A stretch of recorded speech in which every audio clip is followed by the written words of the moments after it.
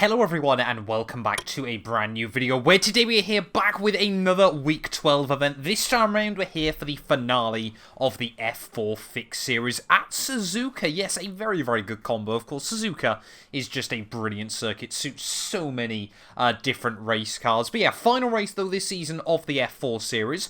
Not 100% sure just yet whether we're going to be jumping back in with F4 Fixed over the course of next season. It's good fun, but there's a lot of crashes a lot of the time. But we'll jump in today. Hopefully we can try and finish the season on a high. And of course, as always, let's jump in then with our qualifying lap.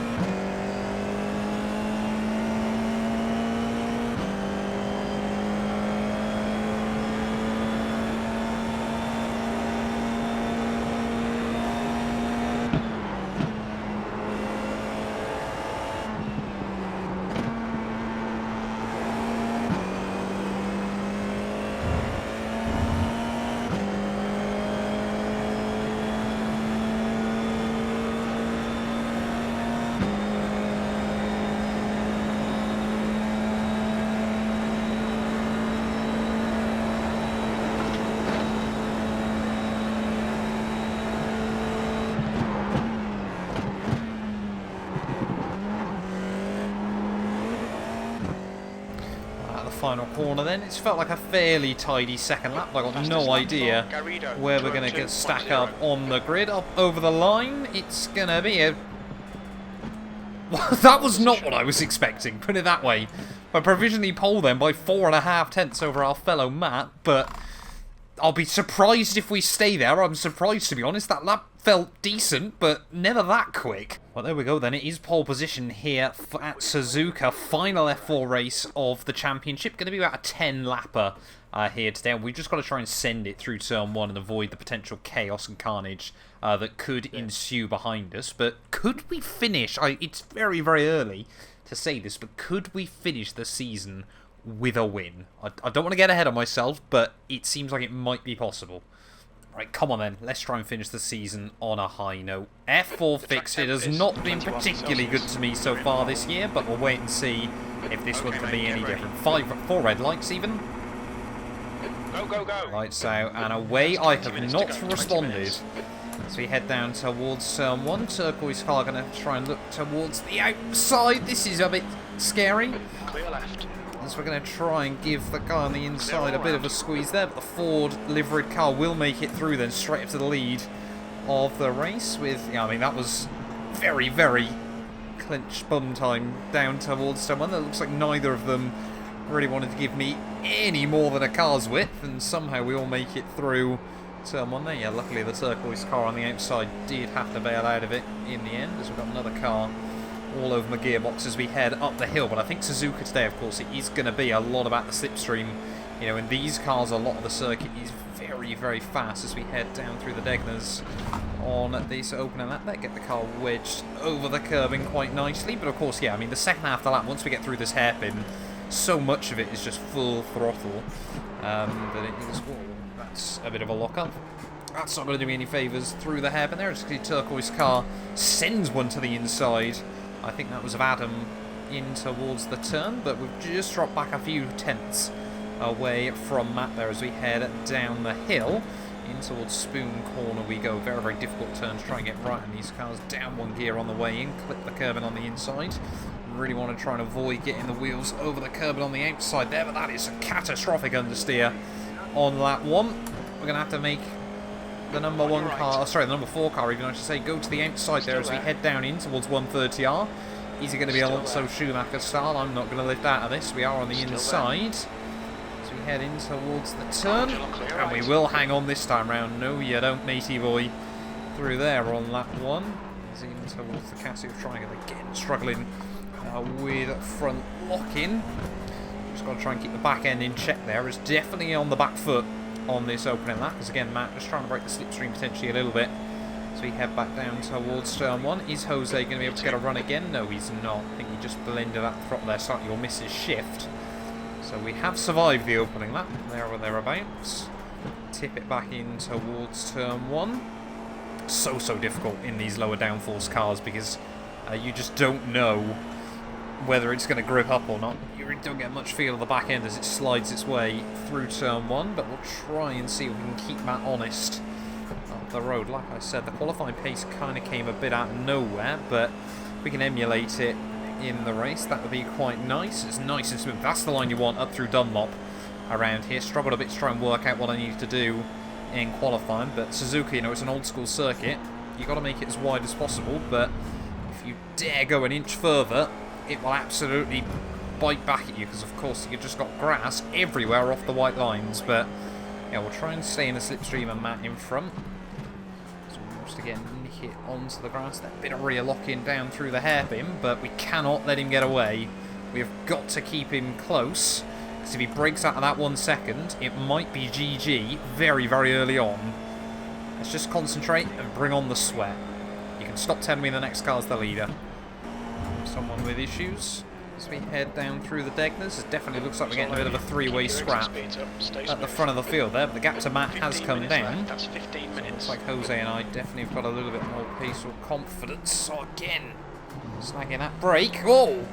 Jose's just gone into the back of me and turned himself round, so not too sure how he's managed that one. Hopefully that's not giving us any damage, but very weird going on there. He has apologised for it. I mean, nothing really he could do in that situation. Just must have misjudged his braking slightly, or whether he thought I was going to brake slightly less than I did as well. Matt off the road as well. It's all going on at the moment, as we might now be able to get a good run as we head down the hill. But yeah, that means we're under a lot less pressure from the cars behind, but we have got Michael a lap down just in front there, as you can see how much you gain in the slipstream, and unfortunately we're going to gain it all at the wrong point on the lap there. As are we going to see Matt go defensive? We'll pull to the outside in towards the Casio Triangle. Still there. Not particularly confident on the brakes here. We'll try and see if we can get a run off the corner. Let's put the power down at the final turn. Let's try and tuck back into that slipstream again, and look at the speed we've got at the final corner here. To the outside of Matt will go. Not going to try and keep him down to the wall or anything like that. We'll just try and power around the outside as we head back down towards turn 1. Side by side we'll go. Will he lift out of it? No, he will not. And we'll just have to avoid that one through the first corner. Completely within his right to do so. Don't get me wrong, you know, he had the inside for the turn. We didn't have much of an extra run on him. Obviously turn 1 at Suzuka is a very daunting corner, but yeah, he's perfectly entitled to try and keep the nose there. But definitely feel like now we're getting into the groove.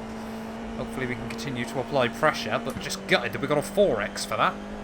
Because up to now we've been pretty clean, as that 4 of 10 we're on. So plenty of time to try and make a move, as we can just see there, running very wide. Gathers it all back up though. Sadly I couldn't see how. But again, off the second Degner, we do seem to always get a run on him. We have to go defensive in towards the hairpin. I'll show the nose, but never actually wanted to do anything about it. So we'll head out of the hairpin. He's actually nailed that. I was way too conservative through there, and now you might just start to get a bit of a helping hand of slipstream from Michael in front. Maybe just a little bit of worry going on about what Michael's going to do as we head out the final corner. Fingers crossed he's just going to let us both by. There we go. Matt on the radio. Just asking him to let us both through, as he's going to sit on the inside there. Please just lift out of it. I hate it when people lift out far too late down the straights, but you know, fair play, he's done a good job there. Getting out of the way early enough, as of course we've just got to be careful carrying those extra few kilometres an hour in towards turn 1. They're just got to try and get on the brakes ever so slightly earlier than you normally would, but fair play, these Formula 4 cars really do stick quite nicely actually in the dirty air. We're trying to get as much air over the front wing as we possibly can. We definitely have some differing lines up through the S's here. I'm definitely a lot wider on the entry through Dunlop, and that's really helped me get a nice run on the exit there. As you can see, Matt just about hangs on off the turn. Wait and see what we can do though in towards Degner 1. Again, just trying to fill his mirrors. See if we can try and make it easier for myself by forcing an error. See, off the second Degner we often seem to have a bit of a better run. So this time round again we'll show the nose, and again he'll fire it into the apex very, very early, and this time around we've been able to get a bit of a better run off the corner. And now if we can just stay close through Spoon, we might be able to get a run down in towards 130R here as we get towards half race distance. This has still been a fantastic battle early on. I don't want to jinx it by speaking too much, but down through Spoon we'll go down 2 gears on the first part, down another one through the second. You just get the wash of understeer in the dirty air, but we still should be able to get a run. So we head down in towards 130R, tuck into the wheel tracks, make sure that we're locked in behind that car in front, as this time around again we're not quite going to be able to get the run where I need it. Is he going to go defensive? Could we potentially try and send it up the inside? Again, we'll show the nose. It's very, very aggressive on the brakes. We bobble over the inside curbing a bit too much. We might still be able to get a run actually at the final corner. It wasn't as good a run as I wanted to, but we might still be able to apply some pressure as we head down towards turn 1. And now as we get into the second half of this race, I might just have to start trying to be a bit more aggressive, keeping him on the insides. Still there. It's around the outside. We'll look at it again. He seems to be able to cover us off through turn 1. We've got to try and work out somewhere else to go for the move. I feel like it might have to be down in towards the Casio triangle, but it's just about trying to time the run through the Degner, through Spoon even I should say, trying to make sure that we get the run off the corner, but that we don't kind of get pinned in down in towards 130R. As you can just see up the hill, we are definitely slightly quicker at the moment. You know, we're able to explore the circuit a bit more, and still, with the aid of slipstream, gain in a bit. Just through the second Degner again, it might be worth trying to show the nose. Crew Chief starting to get a bit impatient with me as well, as again we'll just make it very, very clear where I want to go with it. Again, he'll cover it off, he'll sit there where he needs to be, and definitely a lot more aggressive on the throttle on the exit there. I'm not particularly confident picking up the throttle actually at that hairpin. He seems to have it sussed out, so there's definitely different parts of the circuit where one of us is stronger than the other, but hopefully the exit Spoon is again going to be one corner that leans into my favour. It's just got to make sure we get the car down into third gear early enough that we can clip that apex and then right the throttle all the way on the exit when you short shift back at the fourth there. And again, we might be able to get a bit of a run down in towards 130R, but again we've got to try and time it a little bit better there. And this time round, just see, we might have actually timed it quite nicely. He's in towards 130R, we'll go slight blend the throttle on the way through. This time again he's going to have to go defensive. We'll try and brake a little bit later on the brakes, but again he just sits perfectly. We take far too much curve that time round, and again we're just not going to be able to do anything. We'll get close back down towards turn 1, but he is absolutely covering me off where he needs to at the moment. We cannot find a way around this guy. We might have to get our elbows out in towards the final few laps, but at the moment we've just got to try and sit back, study him, and try and work out where we can complete this move. Again though, heading down in towards 130R, we are getting a bit of a run. We're gaining. We were a little bit further back this time off of Spoon as we head down in towards 130R again. Right side. Force him to the inside again. Right. Try and just keep it calm and collected. Oh, he's made a hash of that time round. Oh, but we just got a bit too much curb. We're still going to be able to get the run off the corner, but that would have been a golden opportunity there if we picked up the throttle nicely.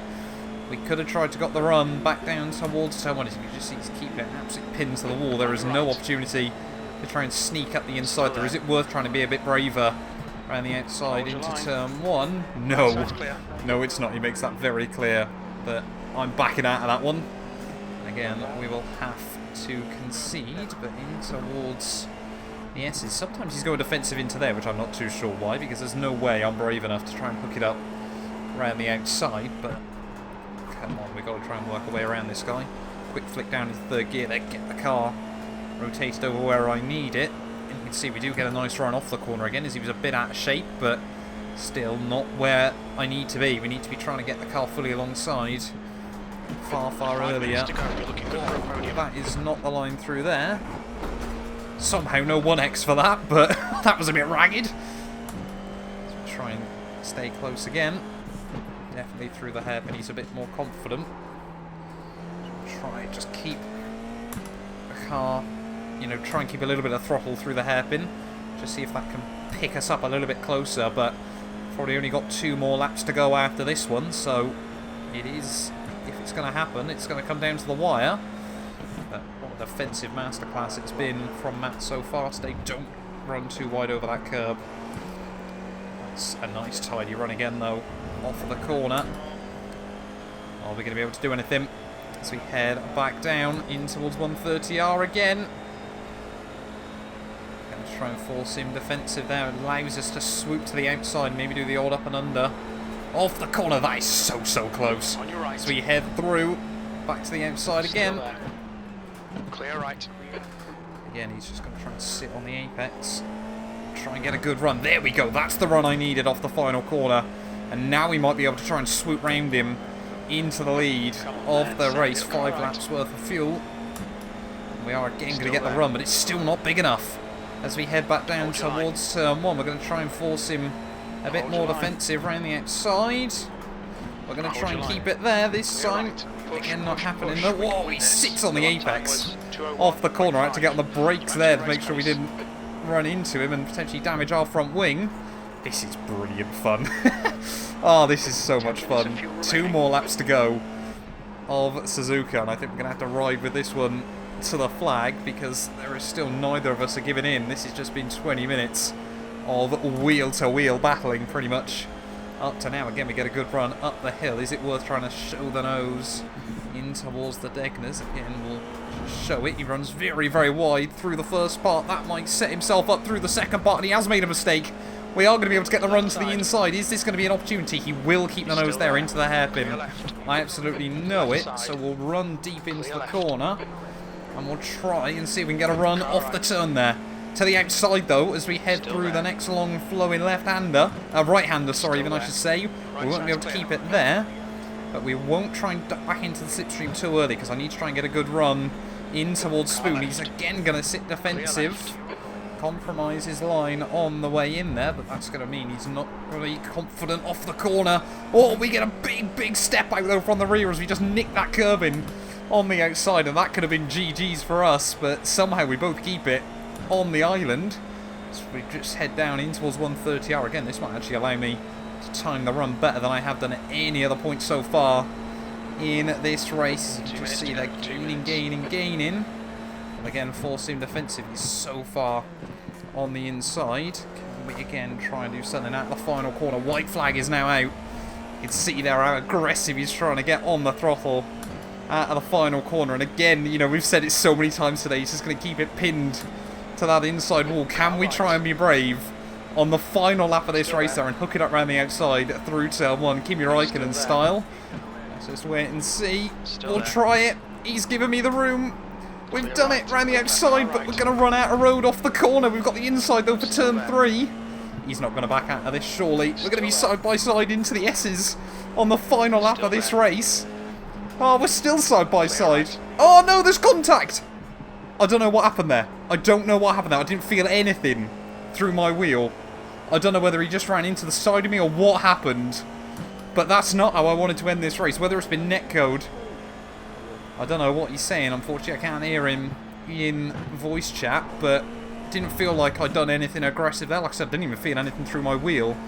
So I feel like he might have been netcoded towards the end there. We'll definitely check that out on the replay. But that is not how I wanted this race to end anyway. As down in towards the hairpin. What a fantastic battle that had been with Matt up until that point there. And yeah, like I said, we'll let the replays show exactly what it was. But yeah, we went for a brave move around the outside down at turn 1. Somehow we were able to hook it up around the outside there. He gave me a bit more racing respect that time around. I think he was so worried about making a mistake himself there, or perhaps thought I was just going to try and be stupidly brave through that first corner. But yeah, like I said, we'll quickly have a look at the replay before we say anything more about that one. But down in towards the final few corners, though, it's going to be two unfortunate incidents. Like I said, felt like the first one, Jose, no apologise, I think he just ran slightly into the back of me and tripped himself over, but I got no idea what happened in that second one. As down in towards the Casio Triangle, let's wait and see then through these final couple of corners. It is going to be the win on the road, but I'll have a look what happened on the replay. They're at the final corner. F4, it's finally delivered a brilliant race this season. It's a shame it ended the way it did, but across the line, that is going to be the race victory. Let's go quickly have a look at that replay, though. I just want to see what exactly went down. Right, so let's have a look at this then as we head down in towards turn 1. You can see we swooped around the outside there. It was actually the furthest alongside we'd been all race there. It gives me the room, but again, we just run ourselves a little bit wide out of turn 1 in towards the next couple of corners. It was good racing respect between us there. You can see we take a lot of curb. Try to give him space on the inside there off the corner. Oh, we did get netcoded. We did get netcoded. Oh, that is so frustrating there. I think someone else has recognised me in chat, but just slowing that down. You can see we just, I mean, I was obviously swinging out slightly, but yeah, we did get netcoded there. That is such a disappointing way to end that one. I'll quickly just apologise to Matt for that, but not what we wanted to end it. Well, having a look then at that final race result, and well, yeah, the netcode did screw me then, minus 0.04 SR for definitely one incident that didn't happen on my screen, but we only led one lap throughout the entirety of that, and luckily it was the final one there. Like I said, gutted for Matt, who did actually pick up 3 instant points as well over the course of the evening, but 93 iRating gained as well. Certainly is going to do us some favours as we try and make the long, treacherous road back up to 2k. But yeah, thank you all so much for watching. If you've enjoyed, please do make sure you leave a like, get yourselves subscribed, and we will return very, very soon with more iRacing content.